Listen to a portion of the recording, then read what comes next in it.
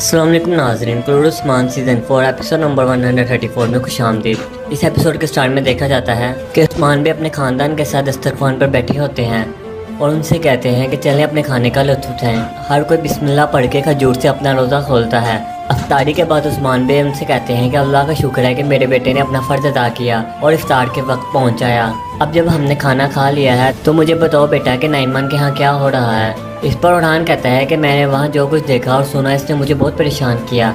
लगता ऐसा है कि कुछ ऐसे हैं जो हमें धोखा दे रहे हैं। उस्मान बे उससे पूछते हैं कि इसकी चाल क्या होगी। इस पर उड़ान कहता है कि बरिंदर बे वो महर हासिल करने के लिए तालीक के पास जाएगा। अब जो आज के नौकर जमा हो जाएंगे। अगर नाइमान को वह महर मिल गई तो इस पर उस्मान बे कहते हैं वो महर हमारे लिए मौत का फरमान होगी। तुम बिल्कुल फिक्र मत करो, हम ऐसा नहीं होने देंगे। उड़ान कहता है कि बरिंदर सिर्फ सोने की परवाह करता है। हम सब जानते हैं कि वो किस तरह का है, लेकिन वजीर सवेली वो भी नाइमान की खिदमत करता है। ये सुनकर उस्मान बे कहते हैं तो वजीर सवेली भी नाइमान की खिदमत करता है। इन दोनों जैसे लोग अपने हाथों से मेहनत की बजाय अपनी जेबें बढ़ते हैं और इनकी किस्मत का फैसला पहले ही हो चुका है। बुराने लग कहता है जनाब अब क्या होगा। इस पर उस्मान भी कहते हैं जब तक इनके सोने की बोरियां इनका कफन ना बन जाए हम नहीं रुकेंगे। अब असल मसले की तरफ आते हैं। दूसरी तरफ नाइमान की करारगाह में देखा जाता है कि नाइमान वजीर सवेली और बरिंदर से कहता है कि उड़ान ने सब कुछ सुना है, तुम आख्या आज से होकर जाओगे या उस्मान को बताएगा। इस पर बरिंदर मुस्कुरा कर कहता है ये तो बहुत अच्छा है, फिर मैं इस रास्ते से नहीं जाऊँगा। नाइमान कहता है तुम होशियार आदमी हो, तुम कुर्ता गति से गुजरोगे। आपके आश में मैं उस्मान की जान लूँगा। वजीर से पहले परेशान हाल में कहता है कमांडर नाइमान उड़ान मुझे जानता है, अगर उसने उस्मान को मेरे बारे में बता दिया तो क्या होगा। इस पर नाइमान कहता है कि अली सल्जूक का वजीर एक सरदार से डरता है। आप जब कोनिया पहुँचोगे तो उस्मान मर चुका होगा। वजीर से पहले पूछता है कि कोनिया पहुँचने के बाद मेरा फ़र्ज क्या होगा। इस पर नाइमान कहता है कि तुम सुल्तान अलाउद्दीन का सर काट दोगे और कोनिया की बुलंद तरीन चट्टान पर लगा दोगे। कोई भी ऐसा होने से रोक नहीं सकेगा। मेरे पास महर आएगी और रियासत कायम हो जाएगी। उस्मान बे के दस्तरखान पर देखा जाता है कि उड़ान से कहते हैं तुम वहाँ से कैसे निकले हो। उड़ान कहता है वो माल ला रहे थे जनाब, मैं इसमें छुप गया था। उस्मान बे कहते हैं यानी कोई सिपाही तुम्हारी रखवाली नहीं कर रहा था। उड़ान थोड़ी देर चुप रहने के बाद कहता है नहीं जनाब। उस्मान बे कहते हैं तो इसका मतलब है कि तुम फरार नहीं हुए हो, उन्होंने तुम्हें जाने दिया है। फिर जो तुमने सुना है वो भी मशकूक है। इसमें मुनूनतुन पूछती हैं कि आपको लगता है कि उड़ान ने जो सुना वो एक जाल है। उस्मान बे कहते हैं नहीं, लेकिन हम जानते हैं कि गद्दार कौन है। लेकिन मुझे लगता है कि आगजा आज के इलाके में जाल है, वो हमें वहाँ फंसाना चाहता है। लेकिन हम इन पर वहाँ हमला करेंगे जहाँ इन्हें कम से कम तवक्का होगी। हम इनके लिए एक ऐसा जाल बिछाएंगे। इस पर उड़ान उस्मान बे से कहता है तो क्या जनाब मैं अपना फ़र्ज़ पूरा नहीं कर सका। मगर उस्मान बे कहते हैं नहीं, तुमने अपना फ़र्ज़ पूरा कर दिया है। अगर नाइमान ने तुम्हें वहाँ ना बुलाया होता तो हमारा इक़दाम मुख्तलिफ होता। अगर तुम फरार ना होते तो करारगाह के बड़े घुड़सवार तुम्हारा इंतजार कर रहे होते। बेटा तुम बहादुरी से वहाँ गए थे, लेकिन अब वक्त आ गया है कि तुम इसे शिकस्त दो। इस पर उड़ान कहता है शुक्रिया जनाब। बालाउद्दीन उस्मान बे से पूछती हैं कि हम ये कैसे करेंगे। जवाबन उस्मान बे कहते हैं कि हमें खुली जंग में बहुत से सिपाहियों को खो देंगे, इसलिए हम कुछ और काम करेंगे। मलूनतुन पूछती हैं क्या कोई राज है। इस पर उस्मान बे कहते हैं वक्त आने पर राज शिकार हो जाएगा। वो उड़ान बे से पूछते हैं कि तुम्हारा हाथ कैसा है। उड़ान अपने हाथ में खंजर को पकड़ता है और उस्मान बे से कहता है ये ठीक है बाबा, इसने जो किया वो इसके लिए अच्छा था, अल्लाह का बहुत शुक्र है। उस्मान बे कहते हैं कि अब असल मसले की तरफ आते हैं। वो बेंगिया खातून की तरफ देखते हैं और कहते हैं अब अख्तर और आलचिया की शादी का वक्त आ गया है, आप लोग अपनी तैयारियां शुरू करते हैं। अख्तर मुस्कुरा कर आलचिया की तरफ देखता है।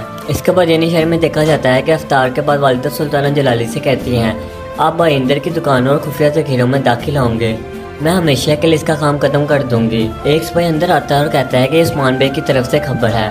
वालिदा सुल्ताना खत को पढ़ती हैं और कहते हैं कि उस्मान बे ने कहा है कि शहर के वक्त यानी शहर आ जाएं, ये बहुत ज़रूरी है।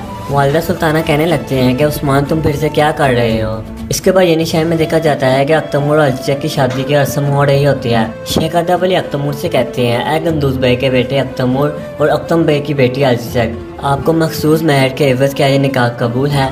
अख्तम और अलचिया 3 मरतबा इस पर कबूल है कहते हैं। शेख अदब अली गवाहों से पूछते हैं क्या आप इसकी गवाही देते हैं। इस पर उस्मान बे बेंगिया खातून और एक खातून कहती हैं कि हम गवाही देते हैं। शेख अदब अली उनसे कहते हैं कि मेरा रब आपकी शादी को मुबारक करे। इसके बाद शेख अदब अली दुआ करवाते हैं। दुआ के बाद अख्तमूर और अलचिया शेख अदब अली के हाथ का बोसा लेते हैं। उस्मान बे अख्तमूर से कहते हैं कि मेरे शहीद गंदूस भाई ने ये तलवार आपके लिए छोड़ी थी। वो अख्तमूर को गंदूस बे की तलवार देते हैं। अख्तमूर ये तलवार का बोसा लेता है। आयशा तो नाजिर को सोने का जेवरात पहनाती हैं। उस्मान भी अपने सिपाहियों से कहते हैं कि अपनी तलवारें निकाल लो। इस पर बुरहान अल्लाह को दूसरे सिपाही खुशी से कहते हैं जैसा आपका हुक्म, और वो अपनी तलवार से शादी की तकरीब का आगाज करते हैं। बुरहान अल्लाह खुशी में तुर्की रिवाज के मुताबिक उनकी रस्म करते हैं। तमाम सिपाही बुरहान अल्लाह के सवालों का जवाब देते हैं। इसके बाद अख्तमूर अपने कमरे में जाने लगता है, मगर तमाम सिपाही उसे रोक लेते हैं और उसे कहते हैं कि तुम यहीं रुको, और इसे मारना पीटना शुरू कर देते हैं। कुछ देर बाद अख्तमूर अपने कमरे में चला जाता है। बाइसंगुर अलब जेरकुतई से कहता है कि अब तुम्हारी बारी है। गुरबूज अलब कहता है कि जेरकुतई से वो अपने ख्वाबों में ही शादी कर सकता है। तमाम सिपाही उसे मारना शुरू कर देते हैं। सिपाही कहते हैं कि हाँ, हमने इसके बारे में सुना है, लेकिन इस बार इसने सख्ती से टक्कर मारी है। वाकई वो सख्ती से, इसे देखो वो ढाल के बगैर नहीं जा सकता। जेरकुतई उनसे बचता है और कहता है कि तुम लोग रुक जाओ, अपनी होश में आ जाओ और थोड़ा काम करो, कल हमारी जंग है। पीछे से काराबे और उल्गन हतून आ जाती हैं। जेरकुतई उन्हें देखकर सिपाहियों के पीछे छुप जाता है। काराबे सिपाहियों से पूछती हैं कि वो पागल यहाँ क्या कर रहा है। सिपाही कहते हैं कि पागल कौन है। इस पर जेरकुतई कहता है कि पागल मैं पागल हूँ। गुरबूज अलब कहता है हाँ, वो इस पागल जेरकुतई की बात कर रही हैं। वो यहाँ उस्मान बे के रहमो करम से घूमता रहता है। हम इसे खाना खिलाते हैं और फिर रुखसत करते हैं। खातून जेरकुतई के पास आती है, उससे कहती हैं कि तुम बहुत बुज़दिल हो, रुको घबराओ नहीं, मैं तुम्हारा सर देख रही हूँ। वो उसका जख्म देखते हैं, उससे कहने लगती हैं मैंने तुम्हें बहुत अच्छा मारा है। बोलकर तुमसे कहती हैं कि इस पागल को कोई मरहम लगा दो, अगर मुझे मालूम होता कि तुम पागल हो तो मैं तुम्हें ना मारती। इस पर गुरबूज अलब कहता है कि आपने बहुत अच्छा किया है, इसे देखें इसका थोड़ा सा खून बह रहा है, शुक्र है इसके चेहरे पर भी कुछ रंग आया है। इस बात पर आप मुझे अपने हाथ चूमने दें। काराबे खातून उससे पूछती हैं कि तुम कौन हो, क्या तुम शादीशुदा हो। गुरबूज अलब कहता है कि आपने शादीशुदा कहा। उल्गन खातून को ये बात बर्दाश्त नहीं होती और अपनी माँ से कहती है आइए हम अपने कमरे में चलते हैं, और वो दोनों यहाँ से चले जाते हैं। इसके बाद बुरहान अलब जेरकुतई से कहता है तुम्हारी जिंदगी मुख्तलिफ लड़ाइयों के साथ गुजरी है, लेकिन उन्होंने तुम्हारे सर पर मारा है। जेरकुतई कहता है हाँ, उन्होंने मेरे सर पर भी मारा और मेरा काम भी हो गया, मैं अब ढाल के बगैर नहीं चल सकता। इस पर बाइसंगुर अलब कहता है कि 2 तलवारों के इस्तेमाल के बारे में तुम्हारा क्या ख्याल है।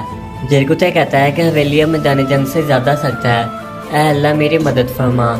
इस पर गुरबूज अलब मजाक करते हुए कहता है कि अल्लाह पागलों पर खास नजर रखता है। जेरकुतई गुरबूज अलब के पीछे भागना शुरू कर देता है।